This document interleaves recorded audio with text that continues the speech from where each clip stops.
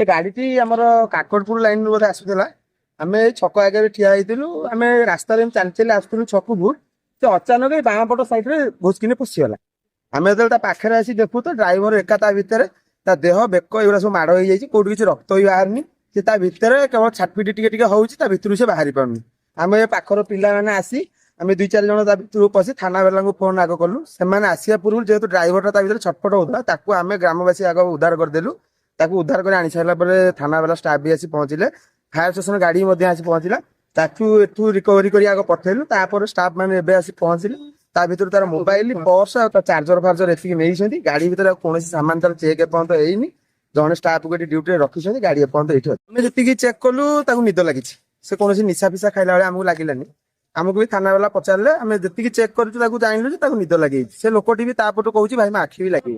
मेरा नाम है सुमित यादव, राज विहार, घर सिलपुर। मैं बाएं लेफ्ट साइड से जा रहा था, एक तो 4 चक्का आया ना राइट साइड से, वो एक बैक वाला के ओवरटेक करके मेरा साइड आ गया। मेरा गाड़ी करीब 40-45 का स्पीड था। मैं कंट्रोल किया, गाड़ी रुका नहीं, का एक बाएं चला गया गाड़ी। वो मेरे को कटक जाना था।